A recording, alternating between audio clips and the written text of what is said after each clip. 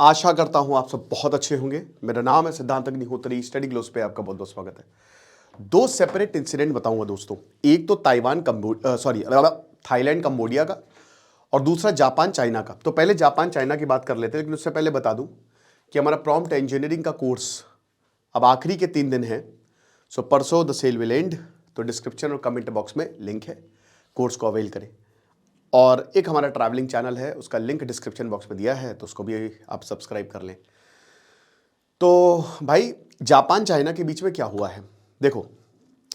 आपको पता है कि फुमियो किशिडा भी पीएम नहीं है जापान के।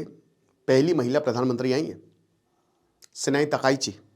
अब जो तकाइची हैं, 2012 में शिंजो आबे का एक स्टेटमेंट आया था कि अगर ताइवान को कुछ हुआ हम आएंगे, और अब उस स्टेटमेंट को एंडोर्स करते हुए दिख रही हैं तकाइची।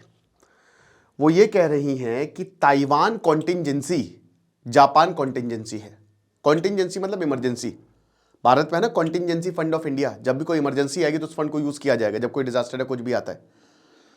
यानी कि अगर ताइवान में कोई इमरजेंसी होगी तो जापान में इमरजेंसी है, और हिस्टोरिकली हम पार्ट रहे हैं, साथ में हैं। चाइना को अगर आपको परेशान करना है तो आप ताइवान का राग छेड़ दीजिए। यहां तक दोस्तों, यहां ताइवान कॉन्टिंजेंसी प्लानिंग, आप समझ रहे हो, एक प्रॉपर प्लानिंग। इसमें सर्वाइवल थ्रेटनिंग सिचुएशन आती है कि जैसे अभी जो करंट फिगर्स हैं और शिंजो आबे, उन्होंने कहा कि हमको हर तरीके से तैयार रहना पड़ेगा। अगर ताइवान पे कुछ होता है तो हमको तैयार रहना पड़ेगा, एक लीगल केस बनाना पड़ेगा ताकि हम भी अमेरिका के साथ जाके ताइवान में लड़ सकें, और उसके बाद फिर हमको हमला करना पड़ेगा। और चाइना का रिएक्शन क्या है? चाइना का रिएक्शन ये है कि तुम्हारी औकात क्या है। देखिए, जितने भी कॉन्फ्लिक्ट हो रहे हैं, अभी जो लेटेस्ट कॉन्फ्लिक्ट है, उधर जापान का एयरक्राफ्ट है, जेट है, फाइटर जेट है, एयरक्राफ्ट तो नहीं, फाइटर जेट है, और चाइना ने उसको लॉक कर लिया। उस चाइना के रेडार ने उसको पकड़ लिया, ओकिनावा आइलैंड। उस पर एक बटन दबाने की देर थी। लॉक का मतलब समझते हैं कि आप टारगेट लॉक्ड है, मतलब आप बताइए, हम मार देंगे आपको, हमने सब कुछ कर लिया है, आप सामने हो, बस ट्रिगर दबाने की देर है, बटन दबाने की देर थी। लेकिन चाइना ने ऐसा नहीं किया।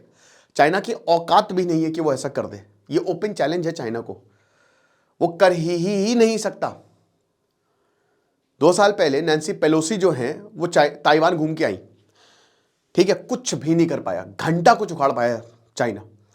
यहां ड्रिल्स कर लेंगे, वहां ड्रिल्स कर लेंगे, ताइवान को घेर लेंगे, उसके बस में ही नहीं है, मैं आपको बता रहा हूं। लेकिन मुझे लगता है शी जिनपिंग ताइवान पर हमला करने वाले हैं, क्योंकि शी जिनपिंग का जो कार्यकाल है वो पूरा हो रहा है। और ये भी रिपोर्ट्स आई थी कि जो चाइना की ट्रेनिंग है वो रशिया कर रहा है, कि क्योंकि आप देखिए, आप अपनी आर्मी तो भेज नहीं पाओगे, या तो आपको शिप से हमला करना है, क्योंकि तो ताइवान तो एक आइलैंड है, या तो आपको एयर ड्रॉप करना पड़ेगा जितने भी सैनिक है। तो उसमें रशिया माहिर है, चैचन्य और बाकी जगह पर रशिया ने काम किया है। तो रशिया ट्रेन कर रहा है कि ऐसा कैसे करना है चाइना को, समझ रहे हो। और बदले में चाइना बहुत पैसा दे रहा है यूक्रेन युद्ध में लड़ने के लिए। सब टिट फॉर टैट है, ट्रांजैक्शनल रिलेशनशिप है। रशिया का चाइना को खाद पसंद नहीं करता है, ठीक है। सेंट्रल एशिया रशिया से छीन लिया है चाइना ने, ठीक है। तो ये है। तो अब ताइवान की बात जापान कर रहा है, और तकाइची जो है वो इस बात को बार बार एंडोर्स कर रही है। 12 नवंबर को भी इन्होंने इस तरीके का स्टेटमेंट दिया कि कुछ भी होगा तो हम आएंगे, और चाइना इनसे बोल रहा है कि इस स्टेटमेंट को वापस लो। 4 दिसंबर को भी, और चाइना ने, आपको बता दूं कि चाइना ने क्या क्या किया, प्रॉब्लम्स क्या क्या हैं, ठीक है। अब सबसे बड़ी बात यहां पे, जो चाइना ने जापान के अगेंस्ट मेजर लिए हैं, तो सबसे पहले तो जो ऑपोजिशन है वो पूरे चाइनीज गवर्नमेंट, जितने भी मंत्री हैं, जितने भी ऑफिशियल्स हैं, ब्यूरोक्रेट्स हैं, वो सब के सब चाइना के खिलाफ है और जापान के खिलाफ है, और बोला कि ये जो इस तरीके की बातें इनको वापस लेनी चाहिए, वरना ये अंजाम भुगतने के लिए तैयार रहे। पूरी दुनिया में तकाइची और जापान के खिलाफ एक कैंपेन चलाई जा रही है कि जापान एक एग्रेसर है, हमेशा से एग्रेसर रहा है। ये पहले भी इसने प्रॉब्लम क्रिएट किया, अभी ये प्रॉब्लम क्रिएट कर रहा है। तो इसलिए आप डोनाल्ड ट्रंप, यूरोप और सब के सब जो है वो जापान और ताइवान को सपोर्ट करना बंद करें।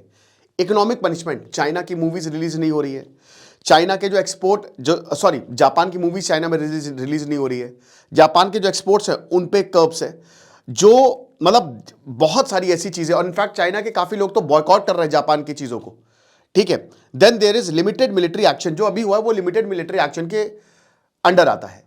इसमें चाइना से धमका रहा है, ये कुछ करेगा नहीं, कॉन्फ्लिक्ट बड़ी है, और ये भूल जाइए कि ये बहुत जल्दी शांत हो जाएगी, क्योंकि जापान माफी मांगने के मूड में नहीं है।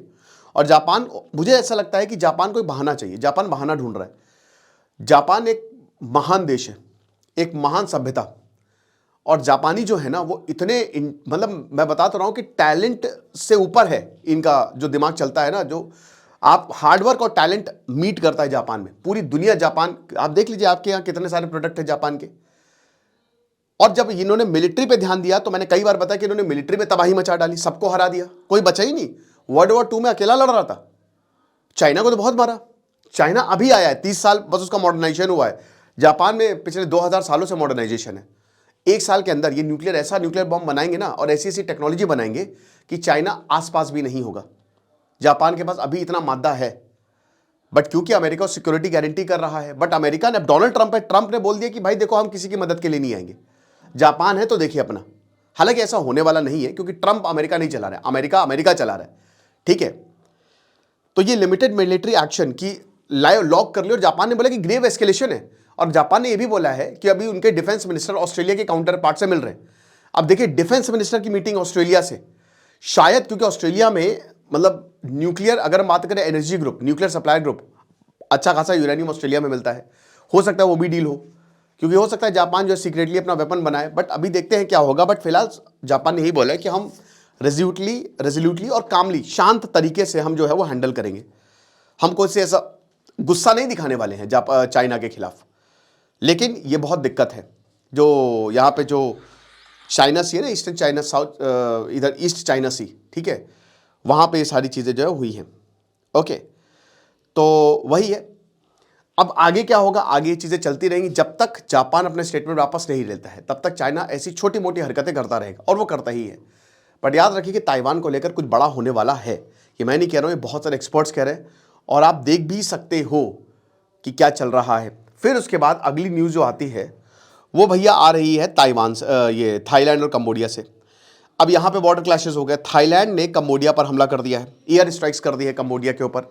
और आपको बता दूं कि अभी डोनाल्ड ट्रंप ने सीज फायर करवाया था। भाई देखो ये बात सच है कि ये जो युद्ध है वो डोनाल्ड ट्रंप ने रुकवाया था, दिस इज ट्रू, ठीक है। तो भले ही वो कुछ भी युद्ध ना रुकवाए, बट इस पे तो डोनाल्ड ट्रंप का हाथ है। तो अब क्या हुआ कि एक मंदिर को लेकर पहले ये लोग भिड़ गए थे, और वो शिव मंदिर था। लेकिन अब बॉर्डर क्लैशेस ज्यादा हो रही, क्योंकि एक थाई सोल्जर को, थाईलैंड का ऐसा कहना है कि कंबोडिया ने जो है वो मार दिया। और स्ट्राइक्स, ये बोल रहे हैं कि स्ट्राइक से जो है, जो कंबोडिया की आर्टिलरी और मोटर ने हमारे थाई सोल्जर को मार दिया और 2 और लोगों को घायल किया। तो मेजर जनरल विनथाई सुवारी, इन्होंने कहा है कि जहां पे भी तुम्हारे मोटर और आर्टिलरी है ना, हम उसी को ही खत्म करेंगे, हम घुस के मारेंगे। कंपैरिजन करें तो थाईलैंड ज्यादा ताकतवर है कंबोडिया से, अगर दोनों की मिलिट्री की कंपैरिजन करें तो, कंपेयर करें तो, ठीक है। तो आर्म्स जो हैं, जो भी आप सपोर्टिंग पोजीशन पे रखते हो वो बचेंगे नहीं। अब ये कहां पे रखते हैं, चोंगनमा पास, बिल्कुल बॉर्डर पे। अब देखिए कंबोडिया और थाईलैंड, ये पहली बात तो ये समुद्र से घिरे हुए हैं, ऊपर से जो टेरेन है स्पेशली कंबोडिया में वो आसान नहीं है। कंबोडिया में भाई किसके लिए, पॉल पॉट के लिए जाना जाता ना, कंबोडियन जेनोसाइड, ठीक है, तबाही मचा डाली थी जिसने। तो कंबोडिया ने बोला कि हमने ऐसा कुछ किया ही नहीं भाई, आपने ही सुबह 5 बजे पहला अटैक किया, हमने तो किसी को मारा नहीं, और आप प्रोवोकेट कर रहे हैं। जिसमें कंबोडिया काफी हद तक सही भी है कि आपको बॉर्डर एरिया चाहिए, बॉर्डर एरिया के गांव चाहिए जो डिस्प्यूटेड हैं, तो आप हम पे लगातार हमला कर रहे हैं। दुनिया का सबसे बड़ा मंदिर कहां है, अंकोर वाट, वो भी बुद्धिस्ट मंदिर है। और वहां पे भी आपको, क्योंकि देखिए साउथ ईस्ट एशिया में ना हिंदुज्म फैला, चोला एम्पायर साउथ ईस्ट एशिया तक चले गए, तो वो आपको लेगेसी अभी तक मिलेगी, ठीक है। इंडोनेशिया भले एक मुस्लिम देश है, लेकिन वहां पे जो बच्चों के नाम है ना वो महाभारत और रामायण पे रखे जाते हैं, और वहां पे हर घर में आपको महाभारत रामायण की मूर्तियां मिलेंगी, ठीक है, मतलब उनके कैरेक्टर भगवानों की मूर्तियां मिलेंगी। तो दोनों ने ही बोला कि भाई देखो फ्रंटियर और थाईलैंड, यहाँ पे थाईलैंड कहता है कि 70% जो सिविलियंस है बॉर्डर टाउन में, हमने उसको इवैक्यूएट कर दिया, यानी कि हम लड़ने के लिए तैयार हैं, ठीक है, तुम हमला करोगे हम मारेंगे। तो सबसे serious, this is the most serious breach जो कुआलालंपुर पीस एकॉर्ड्स हुए थे, अभी अक्टूबर में साइन हुए थे, और अमेरिका प्रेसिडेंट डोनाल्ड ट्रंप थे, मलेशिया के प्रधानमंत्री अनवर इब्राहिम थे। तो 5 दिन, जो जुलाई में मैंने आपको बताया भी था कि जो जुलाई में 5 दिन दोनों आपस में भिड़ गए थे, कंबोडिया और थाईलैंड मंदिर को लेकर, और काफी लोग मारे गए थे। और काफ़ी लोग डिस्प्लेस भी हुए थे। बॉर्डर एरिया है थाईलैंड कंबोडिया का और लोग इधर उधर जाते रहते हैं। ऐसा नहीं कि बहुत तगड़ी फेंसिंग है या कुछ बहुत ही भयानक जैसे south Korea, north Korea, India Pakistan जैसा कॉन्फ्लिक्ट है। इतना बड़ा कॉन्फ्लिक्ट नहीं है, लेकिन अब हो रहा है। हालांकि इससे पहले भी 10 साल पहले भी ऐसे हमले हुए थे, 10-12 साल पहले।